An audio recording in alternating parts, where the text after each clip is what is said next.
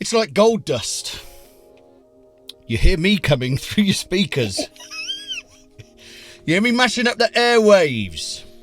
You know you can't get enough of our sound on Is It?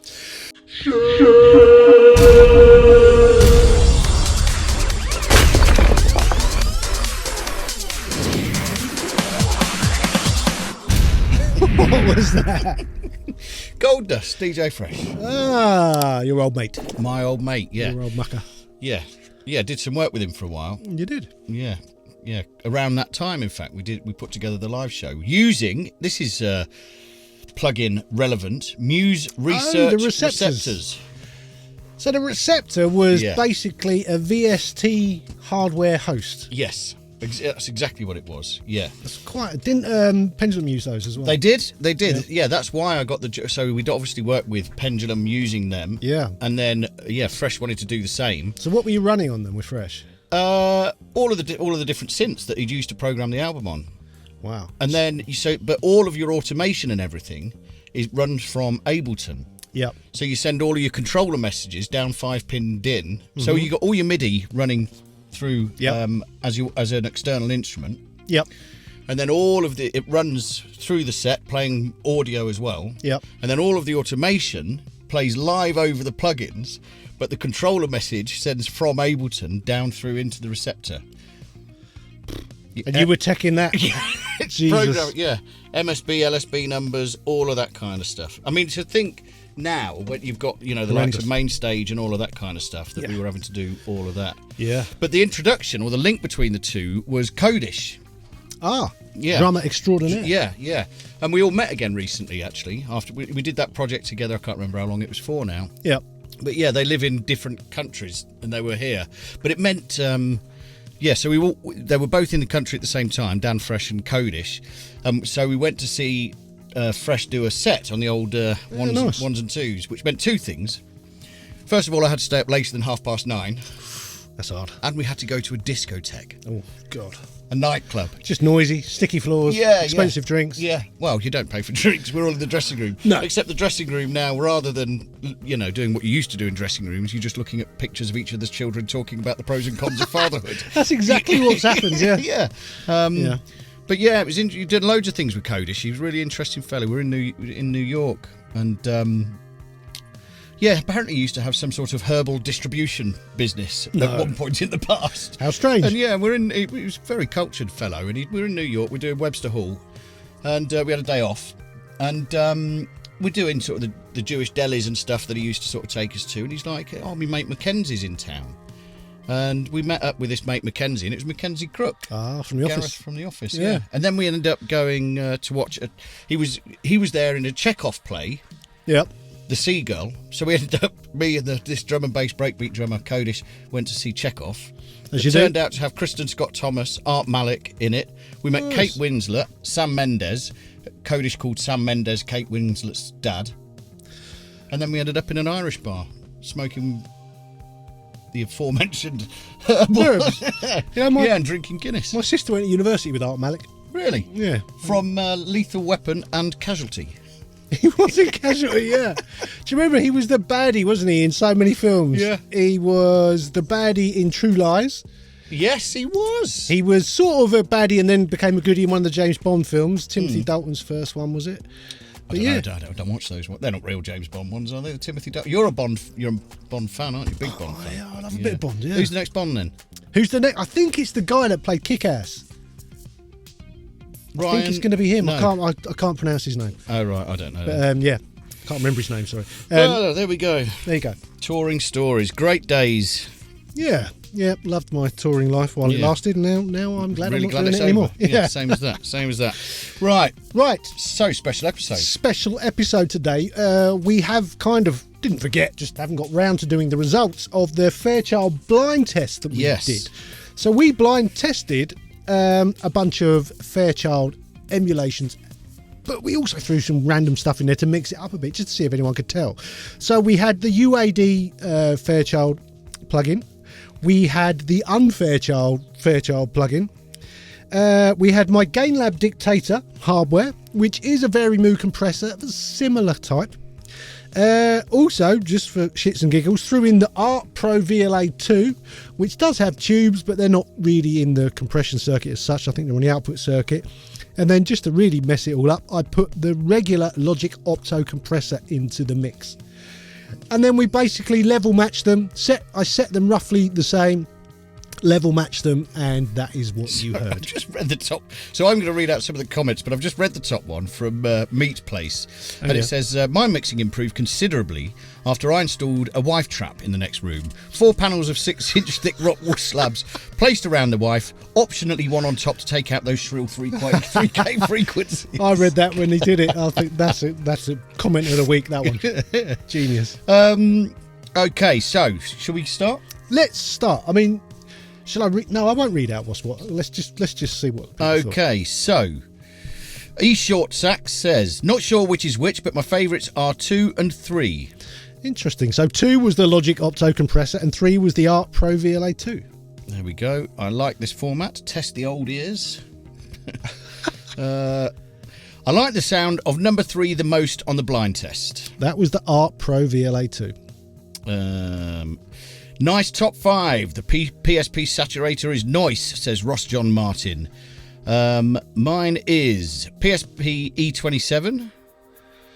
What? Oh no, that's his own top 5. That's his own top 5. That's not this. Okay. Compressor 3 sounds great. Art Pro VLA 2. The rest of the compressors sounded quite similar to each other in my opinion, says Konstantin Naranis. Well pronounced. Thank you very much. There's lots of random. Midnight is still my favourite Fairchild ITB. Okay. This is lots of people telling us what they... there we go. This is somebody else giving us their top 5. Yep. I think 1 is the weakest. That's the UAD. 2 is my favourite. That's the Logic Opto compressor. It sounds most 3D. I'm hoping 2 is the Unfairchild. It's not. It's the Logic. As I've just bought one. Ouch. 4 has a lot of oomph as well. 4's the GainLab Dictator. Okay, I believe that 1 is the hardware. No, 1 is the UAD. 2 is the hardware. No, 2 is the Logic. 3 Unfairchild. 3 is the Art Pro VLA. 4 UAD. 4 is the Dictator. 5 is stock. 5 is the Unfairchild. That's Chris B 7 BPM. Yep. Okay, so Ontario Rizzo 4563 says 5 and 3 are hardware. 5 was the Unfairchild and 3 was the Art Pro VLA 2. 2 Unfairchild. 2 is the Logic. Devil Sow says 3 is a favourite. All sound similar anyway. 3 is the Art Pro VLA. Where are we? 1 is more narrow in stereo image than the rest. That's the UAD. 3 has the most high end. That is the Art Pro VLA. 4 has a slight boost in the high mids. That's the Dictator. Yeah, etc. That was Mew Fan 84. Let's see. Fat Monkey. She says. Sorry. 3 is my favourite. I'm guessing it's the Unfairchild. It's the Art Pro VLA 2. I don't know which one is which, but I like number 4 the most. That's the GainLab Dictator. Number 2 is the close second. That is the Logic. Urban Man 1516 says great track. What's it called? I can't remember. Spirella. Number 4 is my favourite. That's the GainLab Dictator. Number 1 and 5 are good. Number 1's the UAD and 5 is the Unfairchild. Number 2 isn't controlling the initial snare transient well. That's the Logic. Number 3, dislike. Oh, that's the Art Pro VLA 2. Oh, that's because that's gone pretty well, hasn't it? Yeah, generally. Let's have a look. May Taser 8765 says 1, 2 and 3 are nice. 1's the UAD, 2's the Logic and 3 is the Art. 1's the VLA, it says here. 2's the Unfairchild. No. Okay. 2 is the Logic. Yeah. I don't like the Fairchild. I like Unfairchild. Sean Fleming. Yes. They're all the same one. No, that would have been funny. But no. No, we'll have to remember that for next time. Yeah. Yeah, so there we go. Okay, so officially, number 1 was the UAD Fairchild plugin. Number 2 was the Logic Opto standard plugin. Number 3 was the Art Pro VLA Mark II. Number 4 was the GainLab Dictator. And number 5 was the Unfairchild plugin. And I went through all those results the other day.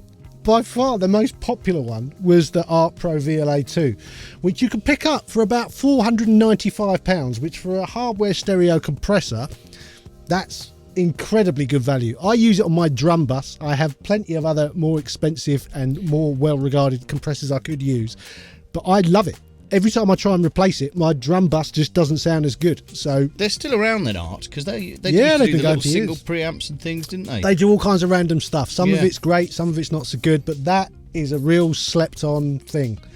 I know people replace the tubes and they say, oh yeah, they sound rubbish until you put some decent... I haven't touched it. No. I haven't touched it. I just use it. Well, people seem to be very keen. I did notice one of the comments said, why are you doing this through YouTube? But of course, where do you consume most of your music these days? Yeah, I know. People want the raw Streaming. files. We could give them the raw files, but I just... Can't what's be the arsed. point? Yeah. Can't be bothered. No. Anyway, there you go. That was the results of the Fairchild clone thing blind test. There we go. Very good, very good. What's next? Next, we're going to do another blind test, Dan. Hooray! Because people love them so much. They do, don't they? They do. Yeah, this one has got no hardware involved. I thought this would be more interesting to do a whole bunch of plugins that anyone can go and demo, so you can do it for yourself. So we're going to look at saturation plugins. And there's a bunch of them that we are blind testing. I will go through them now. We've got the Loop Trotter Saturate 2 from Plugin Alliance. We've got the PSP Saturator. We've got the Logic Chroma Glow, which is the free saturation plugin that comes in the latest version of Logic. IK Multimedia T-Rax 5, the TIAC Tape Simulator A6100. Now I know that's not a saturation plugin, but what I'm going to try and do here is create something that sounds like tape saturation, so I thought I'd use a tape saturating type thing. And we've also got the new Kive Tubitizer. And all I did with all of them was try and match them together to sound like analog tape kind of saturation. Now they don't all offer that as a preset. Some of them only do tube saturation, some of them only do solid state saturation, but by messing with them I tried to get something that I thought sounded like tape. That's all I've done, and then I've level matched them.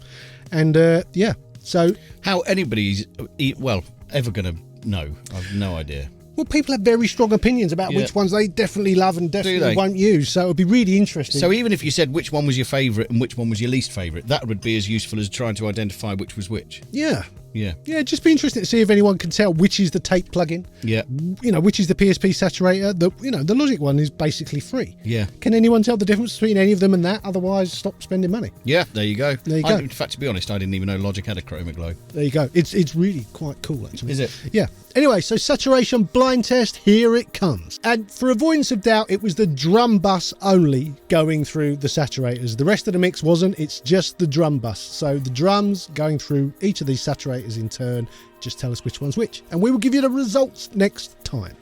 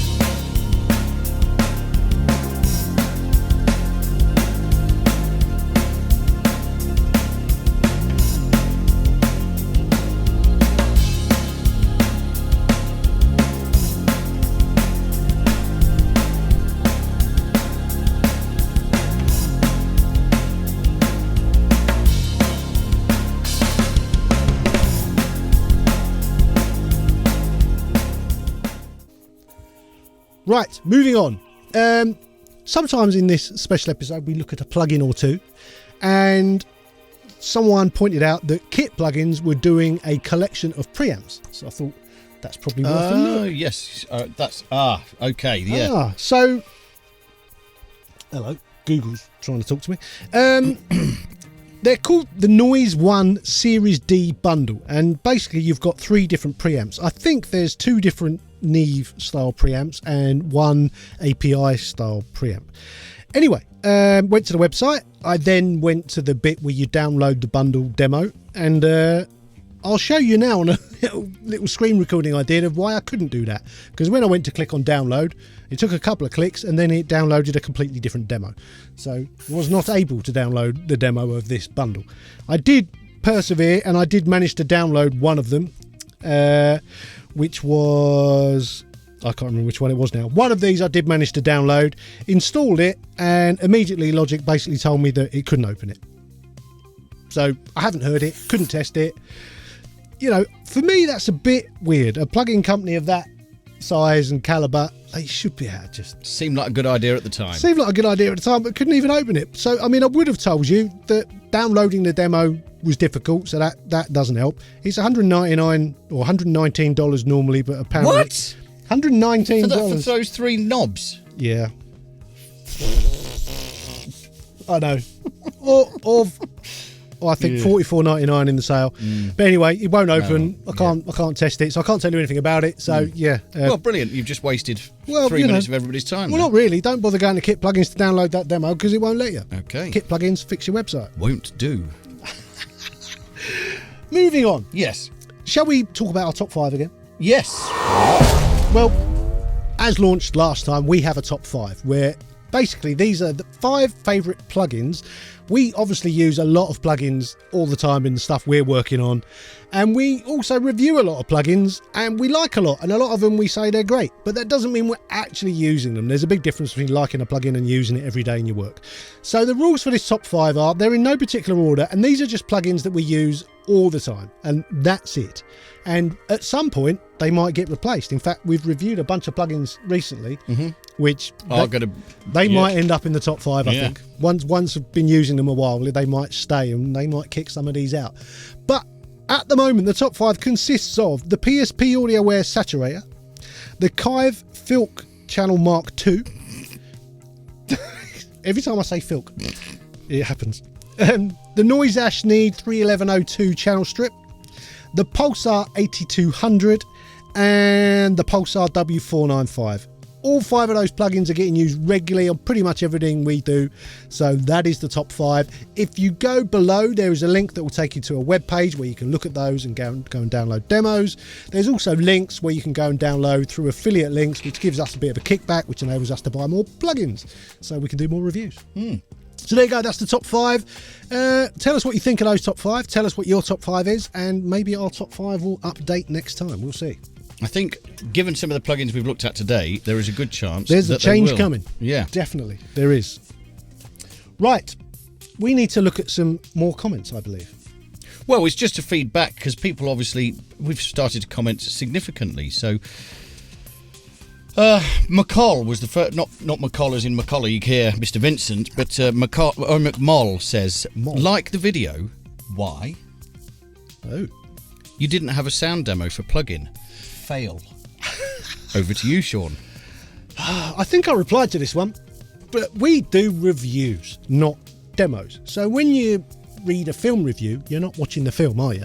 You're not seeing the film, you're just reading what someone thought of it. That's kind of what this is. It's just our opinion on things. If you want to see demos, there's loads online. There's normally a video on the plugin website, wherever you're getting it from. There's quite often a bunch of them on YouTube already. There's no point in us doing another one. Realistically, that's not what we do. We test it, we use it, we work as sound engineers day in, day out. We'll tell you if we think it's any good or not. If you don't like our opinion or it doesn't bother you, go and watch something else. Simple as that. And if you're watching it and you don't like it, you're wasting your time. So fail back at you. And that's Sean Cross, everybody. That's as cross as I get. Yes, so there was a video recently where you seemed to think I was talking too much. And you sped me up, which was... that bit, yeah. Yeah. And Cosmic J has said, boo-hoo, I slowed that down, but it was all chopped up. What's going on there, Sean? Well, I did chop it up on purpose because I thought someone might slow it down. But you were going off on one and insinuating some things about some people, and I thought we might get sued. Me? Yeah. Going off on one? Well, you called someone something that I thought might get us into trouble. So I'm like, I don't know if I can let that one go. Well, if I could remember who it was, I'd say it again. There was also a video recently where I went off a little bit about Kirk Hammett. You did. there was some feedback on that. First of all, somebody was saying, what about songs like Fade to Black and One? It's like, those are great songs. Fantastic songs. Some of my favourite songs. Favourite albums, Ride the Lightning, Justice for All. The guitar solos are spectacularly average. That's my point. Great songs, great albums. Very, very average guitarist. However, I said it was Steve Vai that taught him to play guitar. And it turns out it was Joe Satriani. So, as said by the man in the orthopaedic shoe, I stand corrected. Yeah, so fair dues. Yeah. Anyway, let's leave those there because I think that's about all we've got to say there. I've got some more, but we'll leave that there. Okay. That was the comments. Interesting. Right. Well, today's discussion, Dan, with no preparation or notes whatsoever. That doesn't sound like you, sure. Well, it's always the fun thing to do, isn't it? We never know what we're going to talk about. We'll just see what comes out. Yeah.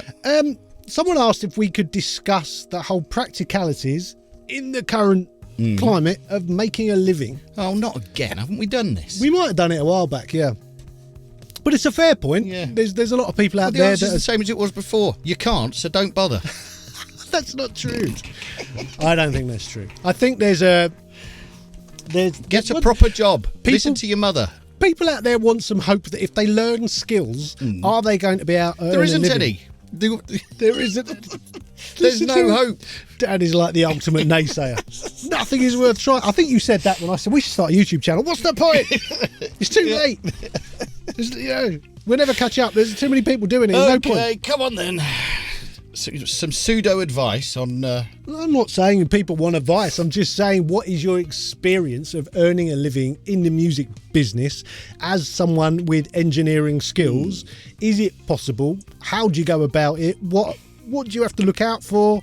What could people be doing that maybe they're not doing in order to eke a living out of the music business? Well, I mean, I would say, and one of the key things is sitting in your studio or in front of your computer or whatever it is, making music or producing stuff is only a very, very small part of the commercial aspect of being a producer, engineer, writer, whatever it would be. Yes. So the first thing I would say is go and look at how other people are making money. Yep. Look on, there's websites you can advertise your services. Yeah. I thought I was going to be a famous record producer. It turns out I ended up making most of my money out on the road. Yeah. We got friends that do film scores and TV programs, and we worked at university, and the students went off to be location recording engineers and all of these sorts of things. Yep. So if being a commercial success and making some money is your inspiration, then you need to have a very broad perspective on possible income streams. You do. I had a conversation. Anyway, see ya. I'm done. See ya. Pub.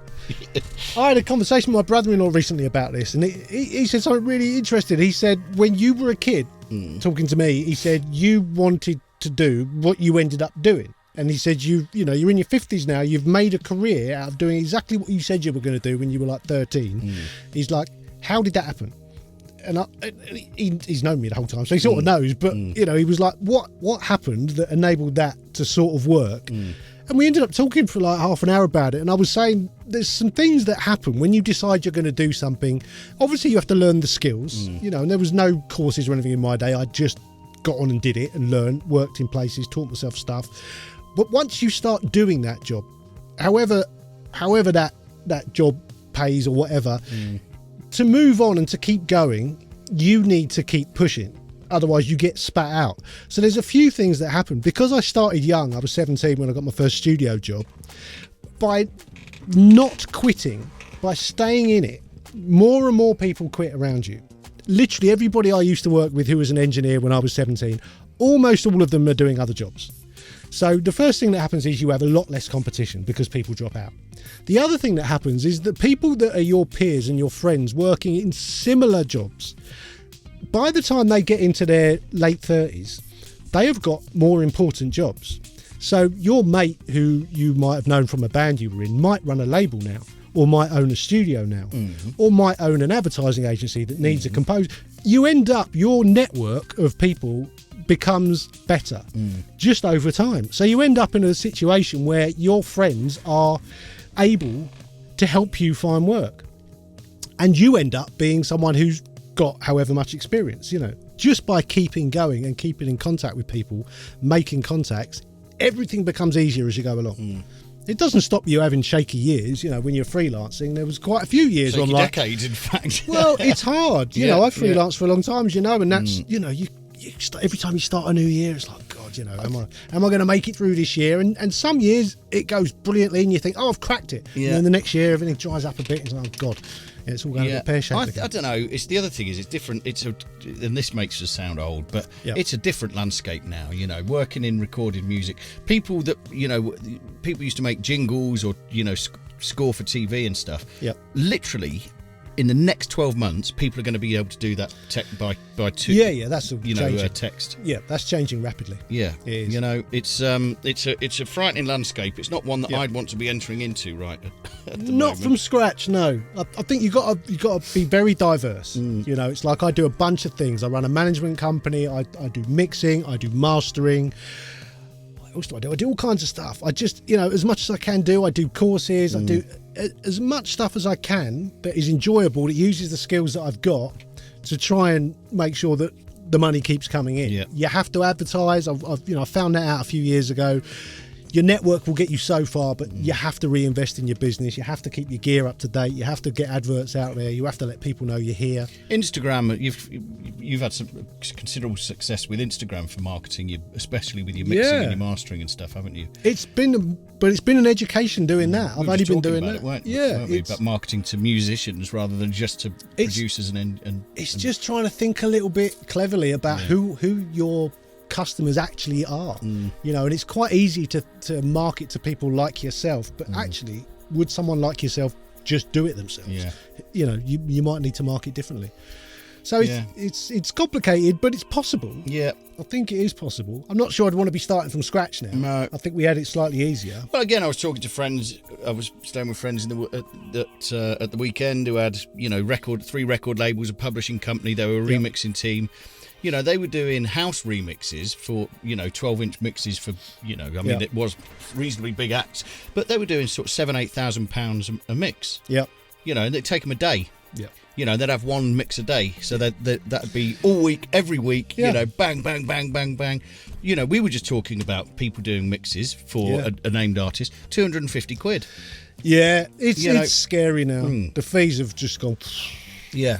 So. Yeah, I mean, I hate to be a naysayer, but nay. Nay. I think, look, with the pricing thing, you have to be really careful, and my mixing fees are not particularly low because I know that all that does, through experience, is encourage low-quality customers. So you work on stuff that isn't very good, that needs a lot of work to get to a standard, and then you don't earn much for it. Whereas if you stick to your price, you might not get quite as much work, but the work you get will be better quality. That stuff will lead to other stuff.